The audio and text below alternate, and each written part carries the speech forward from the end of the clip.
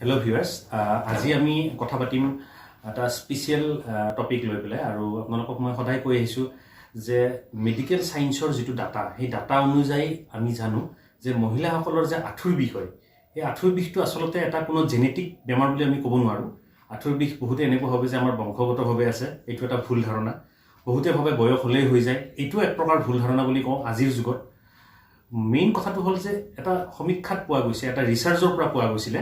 যে আঁঠুৰ বিষ যে হয় এটো কোনো মেডিসিন খাই পটককে ভাল কৰিব নোৱাৰি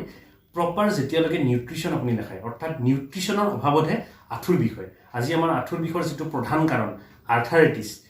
গাঁঠিৰ বিষৰ প্ৰথম যেটো কাৰণ থাকে এটো সদায় আৰ্থৰাইটিছ বুলি কোৱা হয় এই আৰ্থৰাইটিছটো এটা ডিজিজ বুলি ক'ব ঠিক নোৱাৰি কাৰণ এটা ভিটামিন আৰু নিউট্ৰিশন ডিফিচিয়েন্সিৰ কাৰণেহে গৈ পেলাই আৰ্থৰাইটিছ হয় তে আজি আমাৰ লগত এগৰাকী বাইদেউ আছে তেখেতৰ এই আৰ্থৰাইটিছ হৈছিল আৰু আৰ্থৰাইটিছ হয়তো যথেষ্ট কষ্ট পাইছিলে বিভিন্নজনে বিভিন্ন পৰামৰ্শ দিছিলে কোনোবাই কৈছিলে সাৰ্জাৰি কৰিব লাগিব অপাৰেচন কৰি আঁঠুটো খলাই দিব লাগিব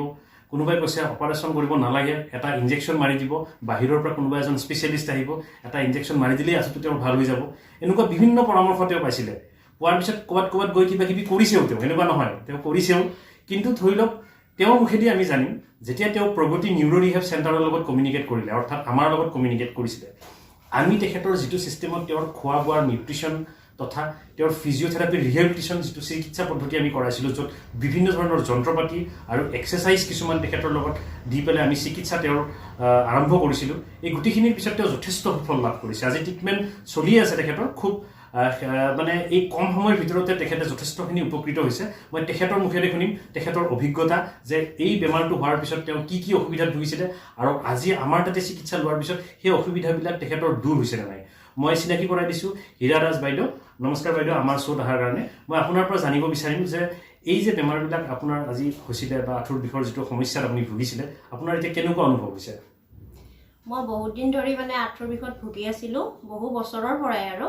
তাৰ পিছত মই মানে এলোপেথিক ডক্টৰৰ ওচৰত গলো তেওঁলোকৰ এলোপেথিক দাৱাই দিলে দাৱাইখিনি খালে মানে বিষটো কমি থাকে তাৰ পিছত আকৌ মোৰ বিষ হয় এনেকে থাকিলেও তাৰ পিছত মই খোজ কাঢ়িব নোৱাৰা হলো সাপোৰ্ট লৈ খোজ কাঢ়িব লাগে অটত ধৰি খোজ কাঢ়িব লাগে সিৰি নামিব নোৱাৰো সিৰি উঠিব নোৱাৰো আৰু বিছনাৰ পৰা উঠিলে কান্দি উঠিব লাগে এনেকুৱা মোৰ পৰিস্থিতি হৈ গল আৰু দাৱাই কিমান খাম আৰু তাৰ পিছত এনেতে মই মানে এই থেৰাপি চেণ্টাৰৰ এই খবৰটো পালো পাই পেলাই তেওঁলোকৰ লগত মই যোগাযোগ কৰিলো কৰাৰ পিছত মানে এতিয়া বৰ্তমান মই বহুতখিনিয়ে সুস্থ হৈছো বিছনাৰ পৰা মই ধুনীয়াকৈ এতিয়া মই উঠিব পাৰো খোজ কাঢ়িব পাৰো আৰু মই মানে সিৰি নামিব পাৰো উঠিবও পাৰো তাৰ পিছত মানে গোটেইখিনি শেষ হোৱাগে নাই অলপ আছেগে বৰ্তমান মোৰ মানে ট্ৰিটমেন্ট চলি আছে তেওঁলোকৰ মানে চেম্বাৰত মোক থেৰাপি কৰি আছে আৰু মই বহুতখিনি ভাল পাইছো আগতকৈ আৰু মই বহুত সুস্থ এতিয়া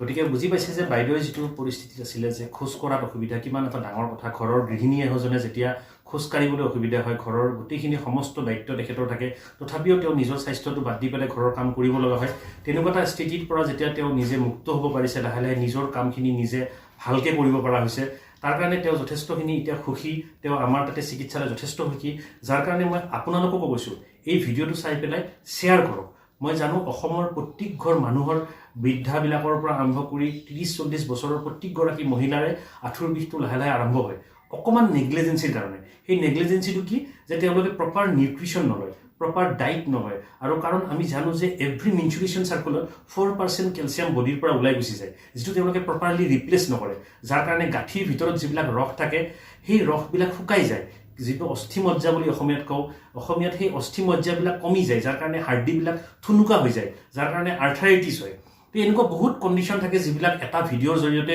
আমি আপোনালোকক বুজাব নোৱাৰিম তাৰ কাৰণে মোৰ ইউটিউব চেনেল ফলো কৰিব লাগিব মোৰ ফেচবুক পেজটো ফলো কৰিব লাগিব এই ভিডিঅ'টো যেটো পেজত আপুনি দেখা পাইছে তাতে আমাৰ ফোন নম্বৰটো মেনশ্যন হৈ আছে হেল্পলাইন বুলি আমাৰ লগত যোগাযোগ কৰক খুব কম খৰচত উন্নত মানদণ্ডৰ চিকিৎসা আপুনি প্ৰগতি নিউৰো ৰিহেব চেণ্টাৰটোত পাব জাৰুকবাৰীত এই চেণ্টাৰটো আছে 17 বছৰৰ পৰা আমি বিভিন্ন চিকিৎসা কৰি আহিছো বিভিন্ন ৰোগী অলেখ ৰোগী মই ফিগাৰ হিচাপে কোনো সংখ্যা হিচাপে ক'ব নোৱাৰিম গতিকে আমাৰ লগত সোনকালে যোগাযোগ কৰক বাইদেউৰ নিচিনা আপোনালোকে উপকৃত হ'ব পাৰিব আজিলৈ এই ভিডিঅ'টো আমি ইয়াতে সামৰিছো আশা কৰো বাইদেউ আৰু সোনকালে আৰোগ্য পাই উঠক তেখেতৰ চিকিৎসা চলি আছে অকমান বাকি আছে তেখেতৰ তথাপিও ভাল পোৱাৰ কাৰণে তেখেতৰ আজি অনুভৱটো আমি আপোনালোকৰ ওচৰত দিলো গতিকে আঁঠুৰ বিষ কঁকালৰ বিষ পিঠিৰ বিষ স্পন্ডলাইটিছ গেৰুৱাৰ বিষ এইবিলাক কোনো ডাঙৰ বস্তু নহয় প্ৰগতি নিউৰো ৰিহেবিলিটেশ্যন চেণ্টাৰত ইয়াৰ সলিউশন আছে আপোনালোকক প্ৰপাৰ গাইড দিম আমি আমাৰ ফিজিঅ'থেৰাপিষ্ট আছে বিভিন্ন ধৰণৰ নিউট্ৰিশ্যন এক্সপাৰ্ট আছে ৱেলনেছ এক্সপাৰ্ট আছে গতিকে গোটেইখিনি মিলাই যেতিয়া কম্বাইন ট্ৰিটমেণ্ট হ'ব এইটো মই জানো নৰ্থ ইষ্টৰ ভিতৰত এটা বেষ্ট ট্ৰিটমেণ্ট আপোনালোকে পাব আমাৰ তাতে গতিকে স্ক্ৰীণত দেখি থকা নম্বৰটো এড্ৰেছটো আপুনি পাই যাব স্ক্ৰীণত থেংক ইউ আজিলৈ ইয়াতে সামৰিছোঁ অল দ্য বেষ্ট